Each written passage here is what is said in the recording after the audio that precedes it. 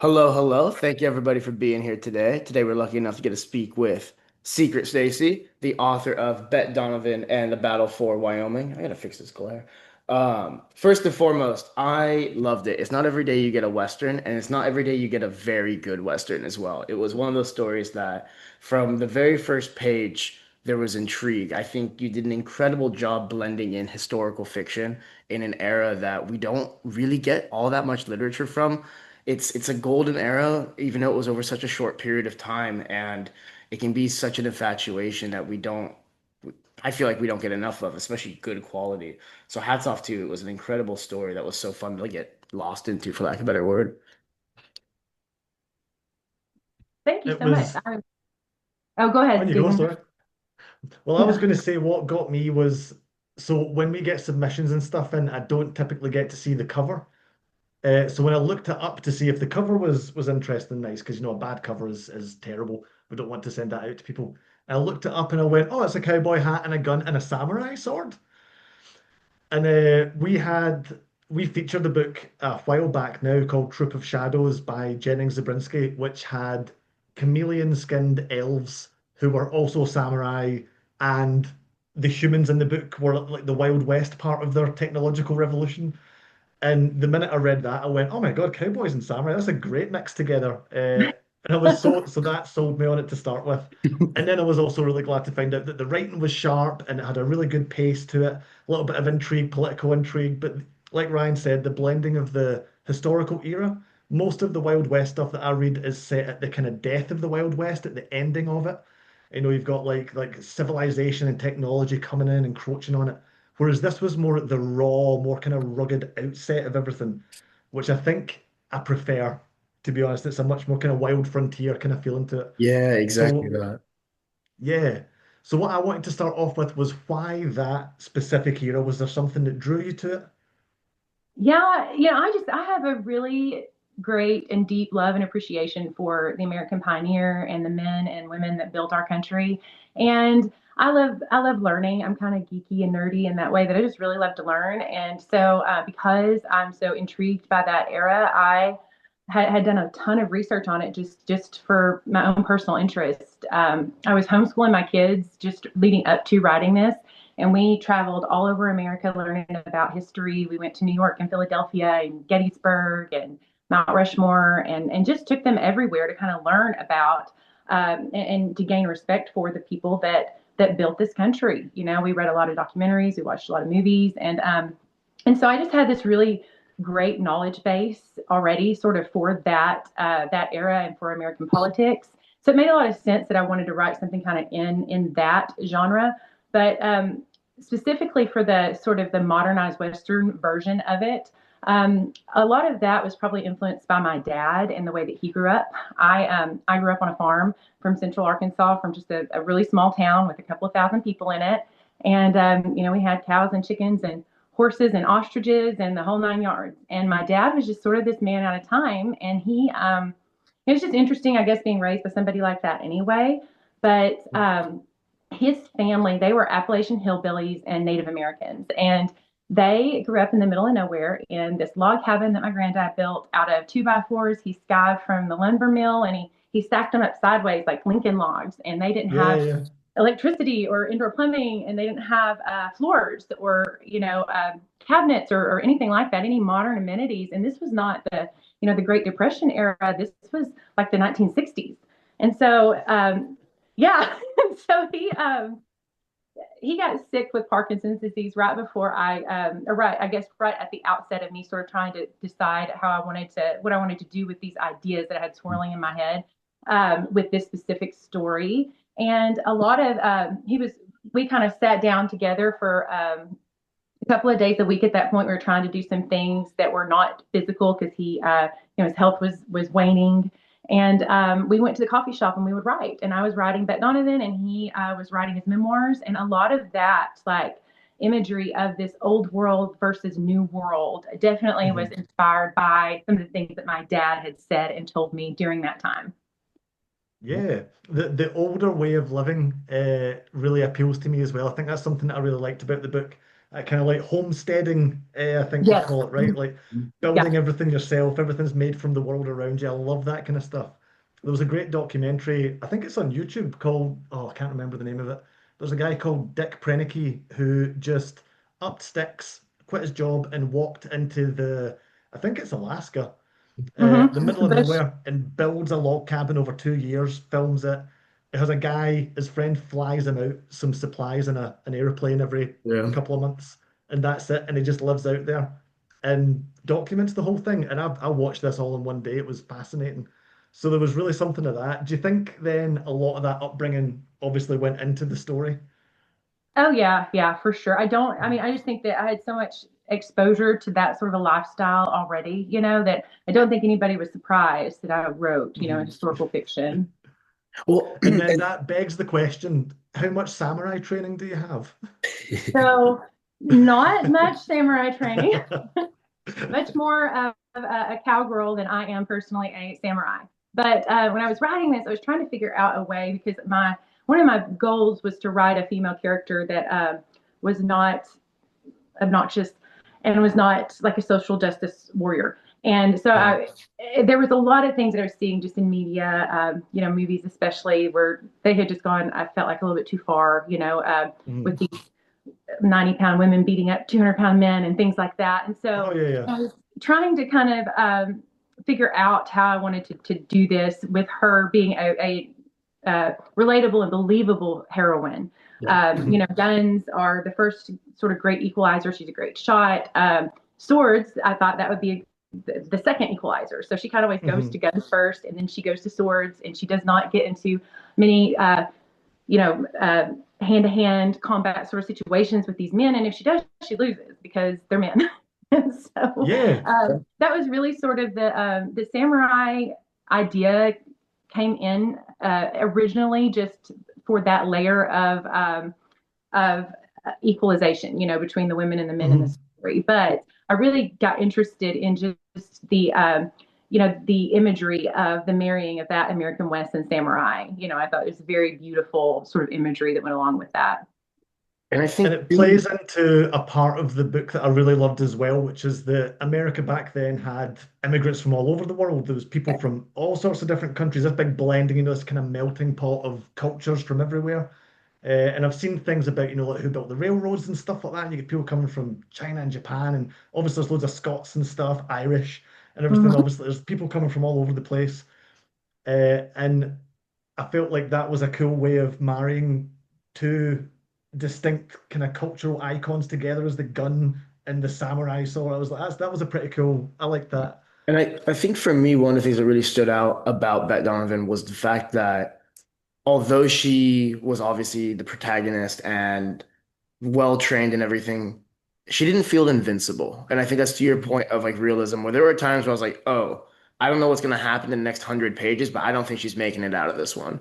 And, and I think that's part of what lended the story to be so good is that it was believable. And it's even at like its low moments and at its high moments, you're saying there, you're rooting for the character, of course, especially with just kind of the background and the drama because that was I think this is when I spoke to you way back when I had started reading. I think within the first 100 pages, I ended up stopping having to Google things and being like, oh, like I feel like I was learning a lot as it was all Yeah. going on. Like I don't know anything about the Buchanans and stuff like that. Mhm. Um, so it was really interesting to have that blend in an era where it's largely either completely what's the word like glorified but you Mm-hmm. don't get you don't get the actual everyday reality of like because I for context I live in Oregon and there isn't much going on out here but I couldn't imagine living out in Wyoming or Nevada or something 200 years ago 150 years ago like 'cause there's really nothing going on out there back then.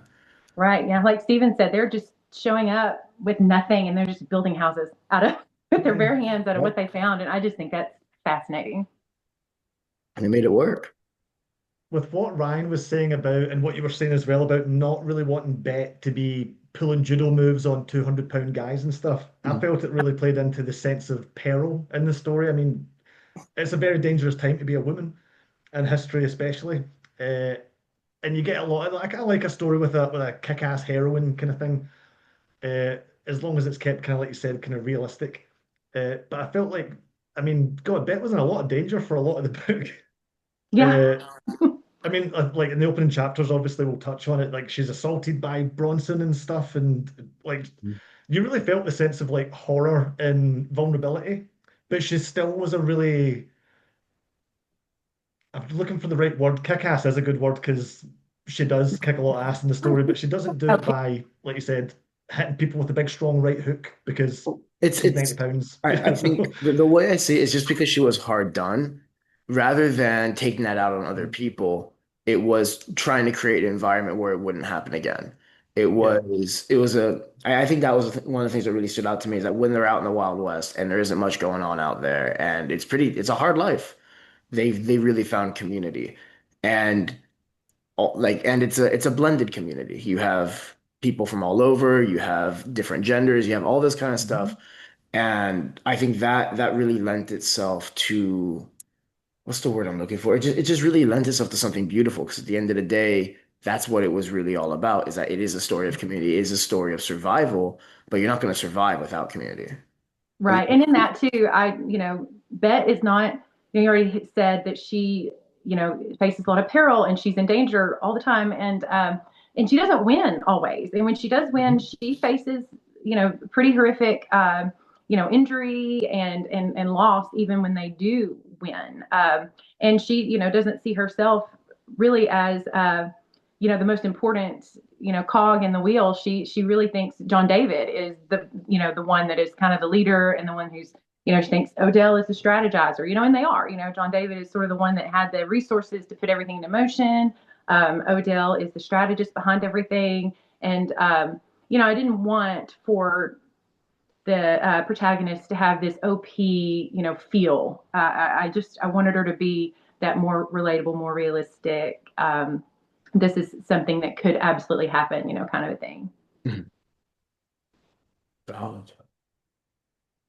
I feel like Ryan's going to say something, so I'm trying not to. No, no, no, Got go this for thinking it. face on. This is like my favorite part about the interviews is that the authors will say something and I get to sit there and process it because I don't think about the story that way sometimes, you know what I mean? Right. Yeah. Yeah. Well, while Ryan processes, so Secret, I had a question prompted by learning just before the interview started that you've got how many kids? I have six children. Okay. Good Lord, woman. Right, Yeah. so I've just, me and my wife just had our first. He's 6 weeks old. Oh, I have written congratulations. about 50 words since he was born. How did you manage to write a book? Well, my kids are all older now, so that absolutely helps. But I wrote this 6 years ago, and so they were pretty young Oh, whenever yeah. I started writing this. My youngest would have been like 7 or 8 at the time, Yeah. and so I when they were when they're newborn babies, I would say that your best time is going to be when they're sleeping, when they're napping. But when they're Yeah. older, even just a tiny bit older, I set mine outside and just wrote outside. That was really kind of what I did at all times. I took them out in the backyard and cut them loose with something messy, and I just wrote and watched, and that was kind of how I got it done. I've heard it said Makes that sense. once you have, I think more than about three, they start kind of raising each other anyway. Yes, yeah. It's Like the about middle ones. it's the third. That when you get the third one in, then the third one thinks it's the parent of the baby, and then it's just easy from then on. The more you know. Well, that's good. I'll keep that Yeah. in mind. So what I need to do is have five more, and Yeah, yeah, just do it. then We I'll get did some time to write again. we had them all really close together, and Mhm. that was really a lot of fun until we had to have 5 cars and five or six people go to college at the same time. And and now it's a little harder financially, but no, it was really fun. It was the best time ever. I'm so glad that we did it and that we did it like we did with them all really close together. And are your kids quite into books and stuff like that? Are they bookworms, any of them? I have a couple that are bookworms and a couple that are absolutely not. My husband does not read much, and so we have some that take after each of us. My 15-year-old son, he's probably the most bookworm, that I've got, and he'll read just about anything I put in front of him. He's a good little baby reader for me. There was a, oh, on you go, Ryan, sorry. I was gonna tangent here, so if you got something on topic, go for it. Go for it. Tangent All right. away. So one of the things I wanted to ask about is obviously there's a historical fiction element to this. Like you're bringing in historical prominent American families. You talk about the Vanderbilts a lot. How much research goes into something like that? So for Bette Donovan, like I said earlier, I already had such a wide breadth and depth of knowledge base just because of personal interest. And so the research for this story became a lot more nuanced. It was very kind of what I did was I cast this large net of facts and just kind of tried to pick out who were the big players of the day that people would know without having to Google. They would just recognize the name. Yeah. What are the big events of the day that people might recognize without having to Google? And I kind of put all those out, like on a board, and then I just connected the dots with a conspiracy theory that I made up. I love it because and spoilers, if you're watching the interview, go read the book. Um, but like you have the scene on the train with the bandits, and then the guy Oh yeah. ends up being Abe Lincoln. And we're sitting there like, Yeah, yeah. oh, it was At it what was point cool. did you realize that he was Abraham Lincoln? I think at the very end, I'm a very literal reader and everything comes Okay, up in so my you didn't head. get it. So that's one of my favorite scenes in the book is when he's on the train.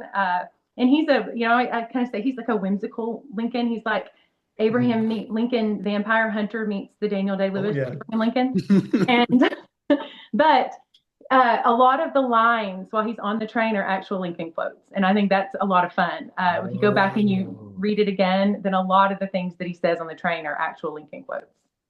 That's cool. that's really That's cool. pretty cool. I like the way you went about that. That's really Yeah. cool. Huh. Because I Okay. wanted to Yeah. You ask guys then about can some of the go things that back I and read picked that up. scene.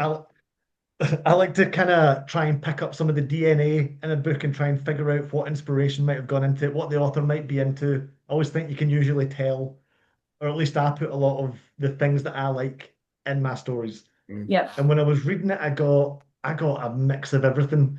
But I'm glad you said Abe Lincoln Vampire Hunter because that was partly kind of what was coming through. Some of the more lighter-hearted stuff. I don't know if you're a Firefly fan at all. I have not. I don't know what that is. Oh, you'd love Firefly. I'll write it down to check that I out. Is also it a got a book little bit series?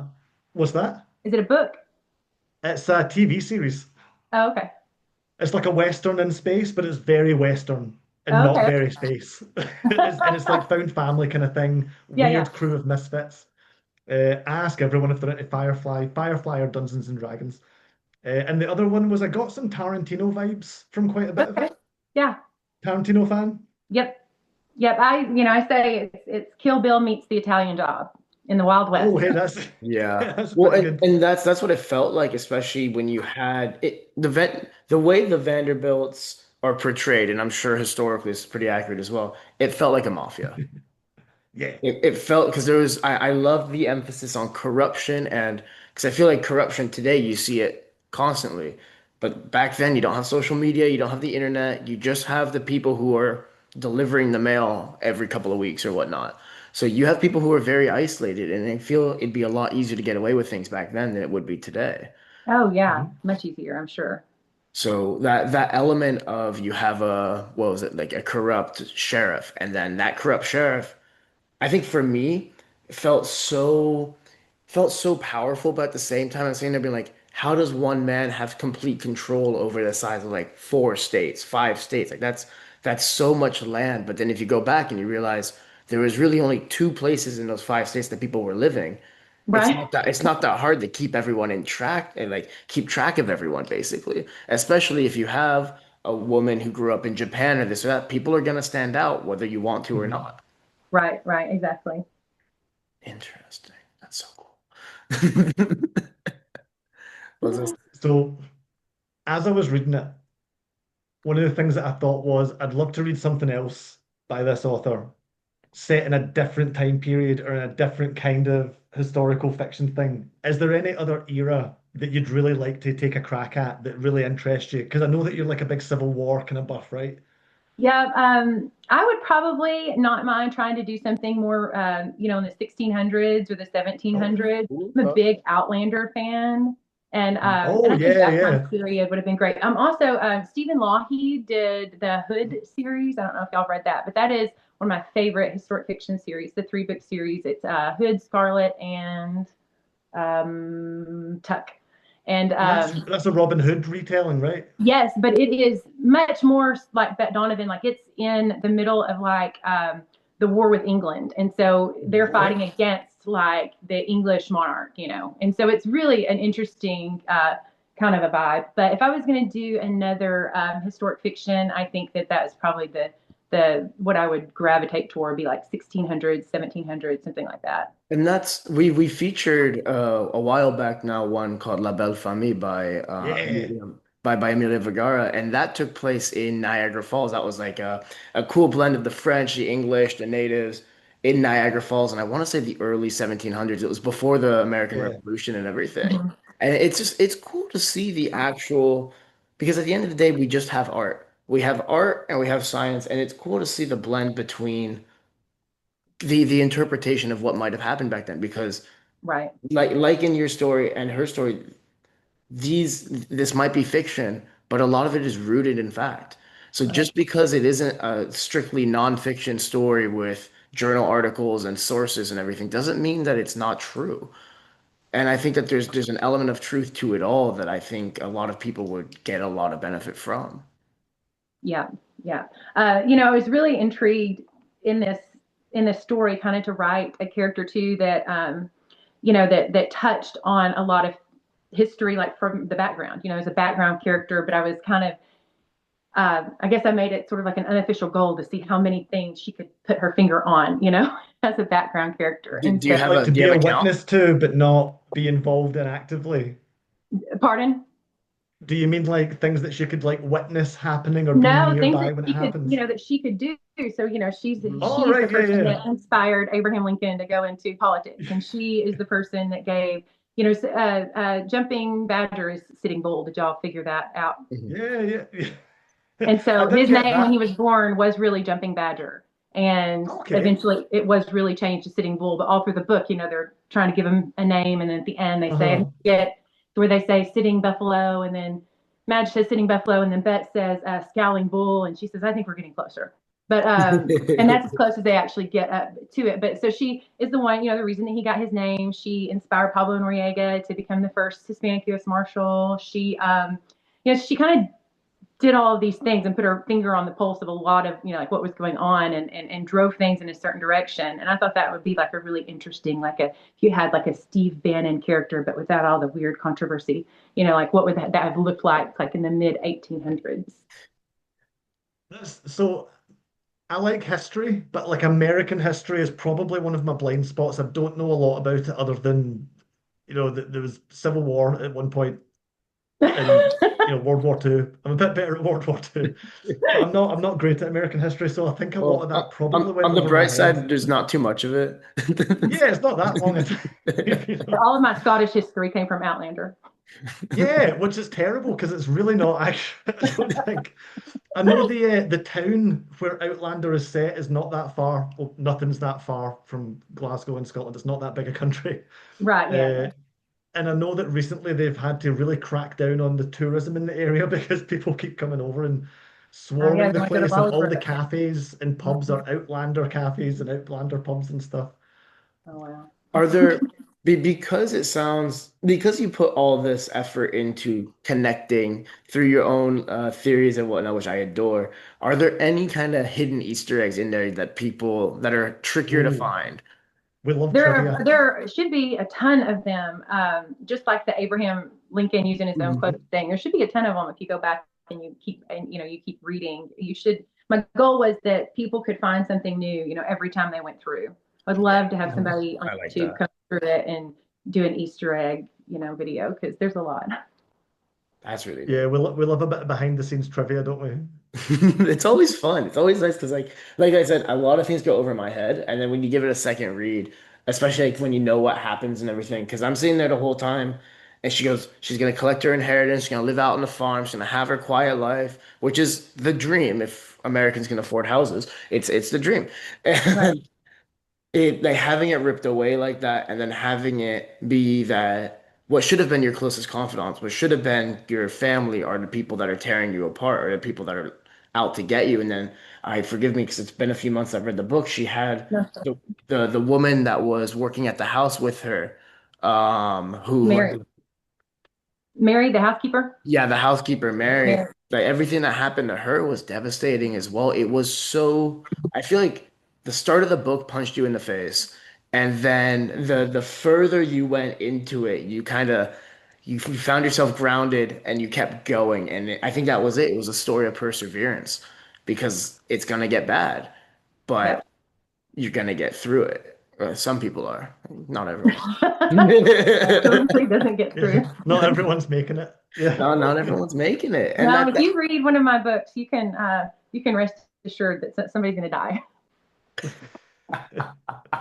I wouldn't have it any other way. Yeah, Steve's very similar in that context. Yeah. I like to put my characters through absolute hell. Yeah, Well, that's what You makes gotta it. give them a happy ending how they though. grow. It's what makes the stories memorable too. I think there's a lot to be said. Like, obviously, don't just be masochistic, but at the same time, there's a lot of character growth and development and all that that Well, happens. I think stories need to have stakes, Yeah, and that's exactly. kind of, the deal with it is that I think that if, nothing bad ever happens to the good guys, then it's not going to be, a realistic story. You got to have some stakes. Well, I think those are my favorite ones. Is that when you go into the climax of the book and you just I have no clue what's going to happen. I like that level of uncertainty, whether it be, I don't know if Beth's gonna die. Like, I don't know if this is gonna have a happy ending. I didn't think it was. I'll be transparent. Like, Yeah, me neither. but But I I think think that makes a happy ending much nicer exactly. when you're Yeah, not I'm expecting it. happier. Yeah, Yeah. But yeah, I feel like it put a nice bow on everything at the end. I like it when I'm satisfied with the ending of a book, and I don't mind bittersweet. I don't mind a bit melancholic, especially if loads of people have died. yeah, But I like it when a story is tied up nicely.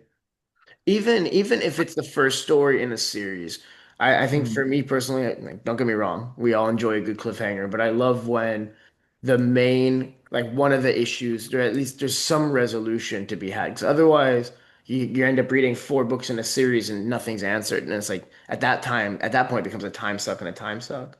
right. Yeah, It's you gotta always have good to have that balance. your single story arc Yeah. for your standalone. Yeah. You could always do what Philip Pullman did. I don't know if either of you are Philip Pullman fans at all. You know, The Golden Compass, Oh, okay. his Dark Materials. Wrote one of my favorite trilogies of all time. Brilliant trilogy. Really bittersweet, melancholic ending as well. And that was brilliant. And then 20 years later, he said, I'm going to write another trilogy, another three books. And everyone went, oh my God, after the really sad ending, maybe we'll get. No, it opened up 100 new plot points and then didn't bother closing any of them. It just Uh, left it there. I was like, Well, why would you do this? it's especially kind of in today's era with how media works and everything. There's so many times Mhm. where TV shows and series, like you see it maybe with like Star Wars or whatnot, they'll open a subplot and then it won't get good reviews, and then they'll just drop it. And it's like, well, yeah. hey, like now what? I just have to wait for the whole thing to come out before I commit any time to it, which is where I'm at now. Um, but I'm looking at the time. We have 5 minutes, and I just want to make sure.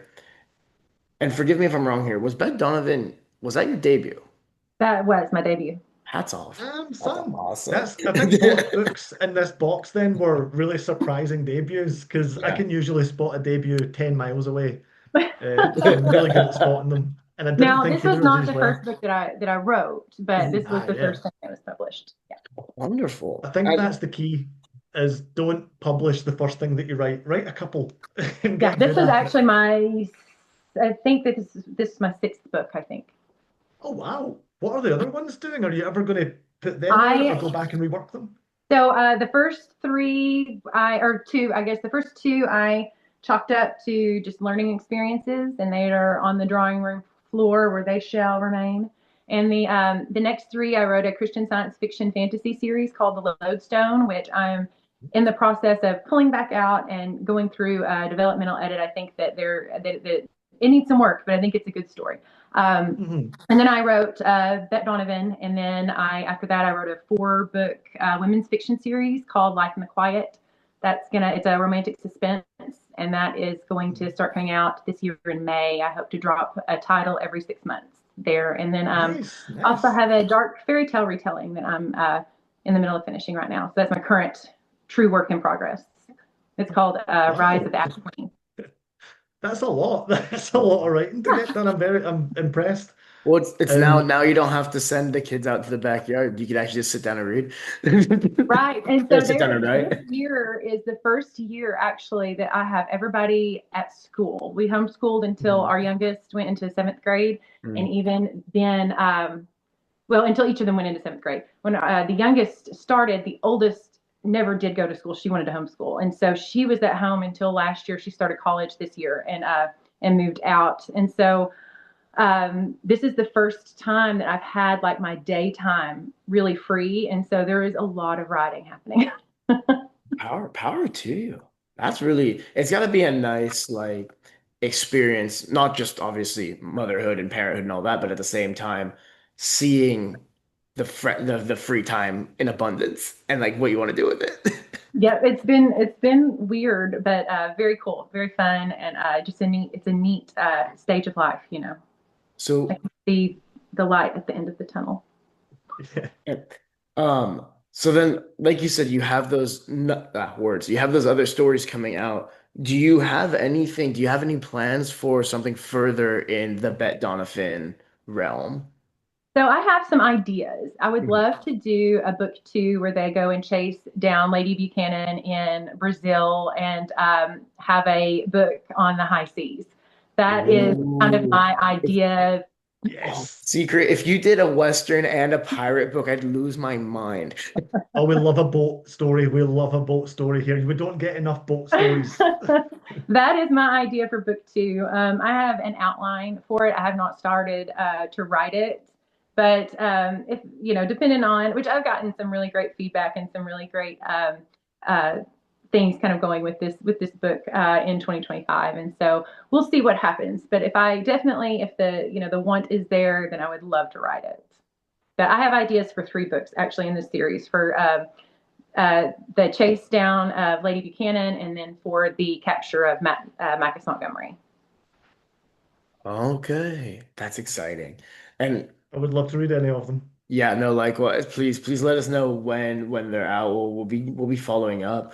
And then for readers that want to keep up with you, what's the best way they can get a hold of you? We'll put like any website links or whatnot in the little box below. So on Twitter, I am at Secret Koran. On Facebook, I'm Secret Stacy. On Instagram, I'm at Secret Koran Stacy. and, and my website is www.srstacy.com. My pen name that I write under is SR Stacy because it is a nightmare trying to tell people that my first name is Secret. Yeah, that was I had to have that conversation with Steve before this, saying her name is secret, and he goes, "Oh, like we can't know." And I was like, No, totally different." We Yep. can't tell anyone. And what did you say? You were like, I need your real first name for blah blah blah, whatever when we were first getting Mhm. started. I Well, it's was because like, what?